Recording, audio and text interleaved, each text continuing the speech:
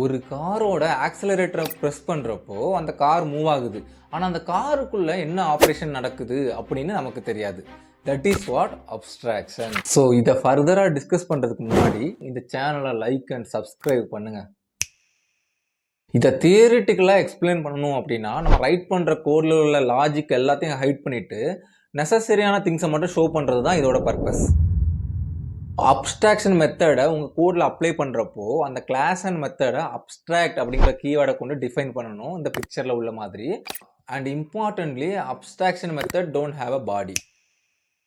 So இந்த பிக்சரில் உள்ள மாதிரி அந்த காருங்கிற கிளாஸை இந்த வெஹிக்கிள் கிளாஸ் வச்சு எக்ஸ்டெண்ட் பண்ணியிருக்கோம் அண்ட் தென் அந்த மெத்தடை இம்ப்ளிமெண்ட் பண்ணியிருக்கோம். ஸோ இங்கே தான் அதோட ஆக்சுவல் லாஜிக்கை நம்ம இம்ப்ளிமெண்ட் பண்ணியிருக்கோம். அந்த கார் எப்படி ஸ்டார்ட் ஆகணும் அப்படின்னு சொல்லிட்டு. வெஹிக்கிள்னாலே அதோட காமன் பிஹேவியர் அது ஸ்டார்ட் ஆகும் அப்படிங்கிறது தான். ஆனால் நீங்கள் இப்போ டிசைன் ஃபேஸில் இருக்கீங்க, எந்த மாதிரி வெஹிக்கிளை நீங்கள் இம்ப்ளிமெண்ட் பண்ண போகிறீங்க அப்படின்னு உங்களுக்கு ஐடியா இல்லாதப்போ நீங்கள் அப்ஸ்ட்ராக்ஷன் கிளாஸ் யூஸ் பண்ணி அது எப்படி இருக்கும் அப்படிங்கிற டிசைனை மட்டும் டிசைன் பண்ணிக்கலாம். தென் உங்கள் ரெக்யர்மெண்ட்டுக்கு ஏற்ற மாதிரி அந்த மெத்தடை நீங்கள் இம்ப்ளிமெண்ட் பண்ணிக்கலாம். இதுக்கு தான் அப்ஸ்ட்ராக்ஷன் யூஸ் ஆகுது.